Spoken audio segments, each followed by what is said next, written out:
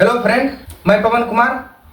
इस वीडियो में हम बात करेंगे 50% आरक्षण की जो सीमा निर्धारित किया गया है इंदिरा साहनी केस के द्वारा, उस पर हम चर्चा करेंगे और ये कितना अन्यायपूर्ण है भारत के लोगों के लिए और खासकर बहुसंख्यक पिछड़े दलित और आदिवासी लोगों के लिए कितना अन्यायपूर्ण है और किस तरह से ये केवल स्वर्ण सत्ता को स्थापित करता है, इसके बारे में हम लोग बात करेंगे।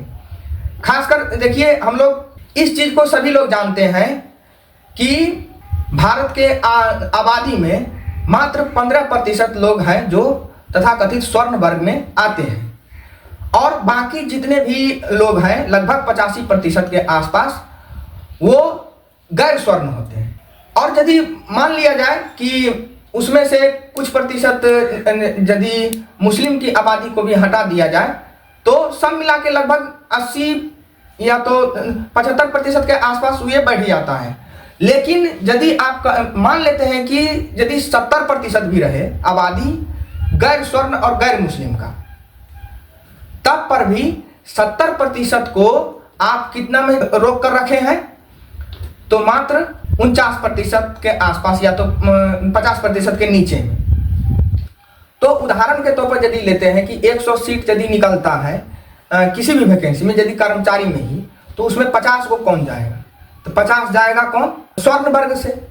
और मुस्लिम आबादी का क्या हश्र ये लोग किया है कि उसकी स्थिति इतना खराब है कि वो जनरल क्लास में ज्यादातर लोग नहीं पास कर पाते हैं।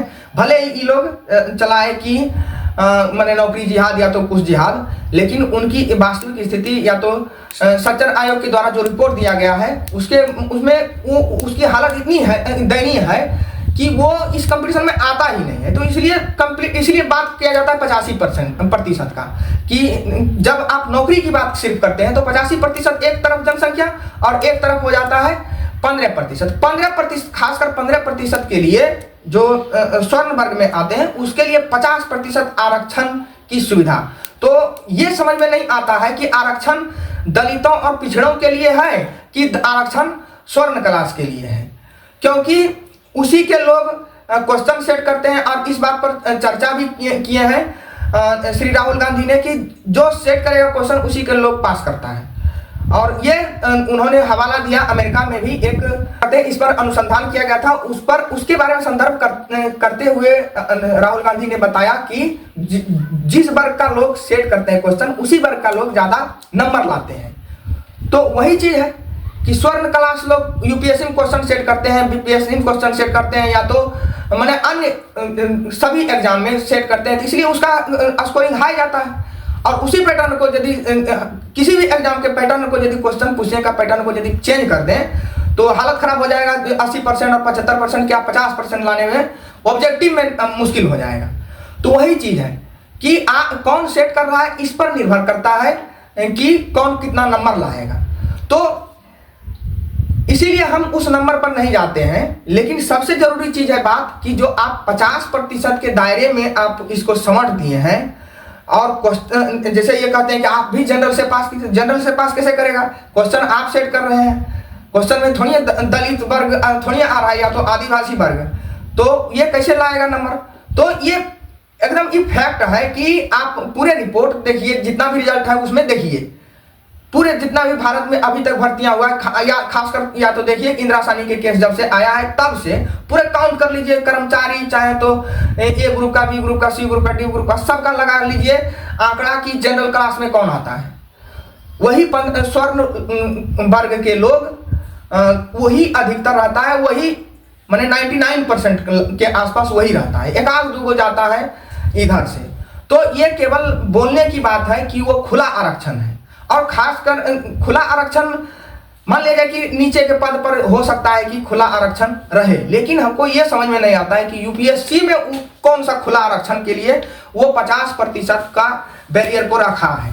मतलब ये है यूपीएससी पावरफुल पोस्ट है, वो कई चीज को डिसाइड करता है। अब यदि 100 सीट या तो 1000 सीट निकला है यूपीएससी में और उसमें से यदि 50% मैंने 500 अधिकारी जाएगा किस वर्ग से? तो स्वर्ण क्लास से, और इधर 500 में जाएगा सब। तो बताइए कौन शक्तिशाली है? बताइए।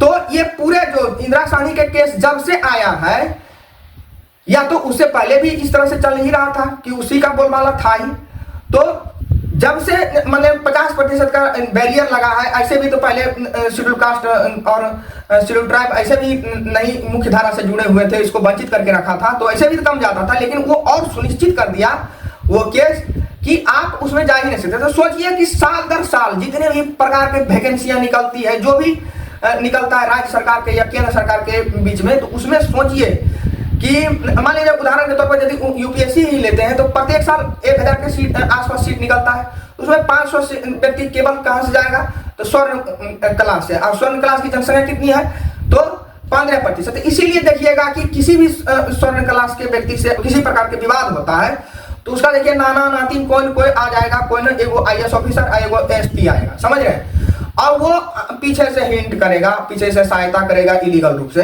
तो इसलिए वो पावरफुल है। यही खेल चल रहा है पूरे भारत में। तो आप देखिएगा कि किस तरह से अन्यायपूर्ण फैसला दिया गया, और कोई भी फैसला देता है, मनुष्य देता है, उसकी रिव्यू होना चाहिए, और खासकर यदि नहीं रिव्यू करता है तो कम से कम कानून बना के। इसीलिए श्री राहुल गांधी ने कहा है कि मैं यदि सत्ता में आऊंगा तो 50% के बैरियर को हम तोड़ूंगा। यही जरूरी है यार, ये इस पर यदि चर्चा यदि कोई व्यक्ति करेंगे, या तो सोच के देखिए कि कितना अन्याय हो रहा है और प्रत्येक साल हो रहा है। यदि मान लिया जाए कि उदाहरण के लिए फिर से वही बात बोलते हैं कि 500 यदि स्वर्ण 15% जनसंख्या से आ रहा है, और इधर 500 में मिला के शेड्यूल कास्ट से 16%, 27% मान लिया जाए कि थी ओबीसी से आ रहा है, फिर 8% किसी तरह से घिसट के माने आ रहा है। तो ये तीन मान लीजिए 3 विभाजन है, माने संवैधानिक विभाजन 3 है, और उसमें भी जाति लीजिएगा तो और अलग हो जाता है। तो मान लीजिए कि संवैधानिक विभाजन ही लीजिएगा, 3 वर्ग 4 वर्ग मिलाकर होता है, इधर से 50% और उधर से एक ही वर्ग स्वर्ण वर्ग आ जाता है, जिसकी जनसंख्या मात्र 15%, इधर से जनसंख्या लगभग 75 से 80% का मैंने प्रतिनिधित्व करता है, और उसको समझा गया है 50% में। तो ये घोर अन्याय है कि नहीं। और इसी के कारण से जैसे मान लीजिए एक एडमिनिस्ट्रेटिव गुट बनता है, और हर नौकरी प्राप्त करने के बाद जो नहीं भी जातिवाद को जानते रहता है ना, वो नौकरी करने के बाद जान जाता है, क्योंकि उसको ट्रेनिंग करने वाला उधर से लोग रहते हैं, और उसको ठीक उस सांचे में डाल दिया जाता है, और फिर चंदा लेता है, फंड लेता है, एक दूसरे को सुरक्षा देता है। तो देखिएगा कि कभी भी स्वर्ण क्लास के व्यक्ति तभी वो उसको जेल होता है जब वो किसी जैसे मान लीजिए नरेंद्र मोदी के जैसे नेता के खिलाफ जाएंगे, तब भले उसको जेल में डाला जाएगा। ऐसे किसी भी करप्शन में उसको लगभग नहीं डाला जाता है। और जितना भी आप देखिएगा कि भ्रष्टाचार का आरोप लगेगा, तो वो लगेगा देखिएगा कि OBC, schedule caste, schedule tribe इसी सब में लगेगा। क्यों लगता है? क्योंकि इसका माने ये तो खैर ये छोटे छोटे विभाजन में आए हैं, और उसके बाद इसको उचित प्रतिनिधित्व भी नहीं मिलता है। जैसे मान लीजिए ये सब मिला के होगा 500, और वो अकेले 500 है, तो इसमें अन्याय हो जाता है, और इसी के कारण से वो वर्चस्ववादी ग्रुप बना हुआ है। और देखिएगा कि वही लोग मिलकर, जैसे मान लीजिए कि यदि आपका अधिकारी एक ग्रुप का अधिकारी ही आपका स्वर्ण क्लास है, तब उसके नीचे में चाहे जितने भी काम करे ओबीसी या तो शेड्यूल ट्राइब, शेड्यूल कास्ट, उसको आदेश तो उसी को ना मानना पड़ेगा। यदि एसपी साहब आदेश दे दिए कि लाठीचार्ज करो, तो थोड़ी उसके नीचे वाला अधिकारी थोड़ी रुक सकता है, तो वो तो उसको फॉलो करना ही पड़ेगा। तो वो सत्ता की जो कुंजी है वो हायर पोस्ट में है। और हमको ये समझ में नहीं आता है कि मान ले जाए कि राज्य के मान ले पीसीएस यदि निकला है, जैसे उदाहरण के लिए यदि बीपीएससी लेते हैं, तो बीपीएससी में चलिए 50% आरक्षण को इसलिए रोका गया कि चलिए उत्तर प्रदेश से भी भरता है, झारखंड से भी भर सकता है, अन्य राज्य से वहां पर फॉर्म भरेगा, वहां तक वैलिड है।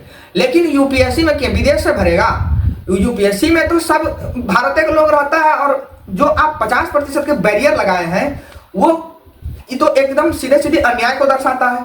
तो इसीलिए जरूरी है कि इस 50% के आरक्षण के बैरियर को तोड़ना, और एकदम इलॉजिकल बात है, उसमें कोई लॉजिक नहीं था इंदिरा साहनी के जो फैसला है कि इस तरह से मतलब 50% के बैरियर को नहीं तोड़ सकते हैं, ये कर सकते हैं। इसीलिए और इस बात को जानिए कि ये हकीकत है। और खासकर यदि बात करते हैं कि शेड्यूल कास्ट की जनसंख्या भी पूरे भारत में लगभग 16% आसपास है, और उसको 16% आरक्षण मिलता है या तो 15% मिलता है। ठीक है, वास्तव में चाहे जो भी रहे, लेकिन उसको एज ए वैकेंसी के समय में उतना सीट उसको दे दिया जाता है। लेकिन सबसे ज़्यादा घाटा लगता है किसको?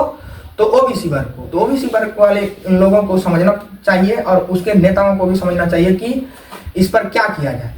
और क्योंकि जो भी 50% वाले 50% का जो आरक्षण छोड़ा जाता है अनरिजर्व में, वो सीधे सीधे हकमारी है ओबीसी का। तो इसलिए वो अपना हिसाब किताब लगाए और इस पर अपने जनादेश को तैयार करें। Thank you.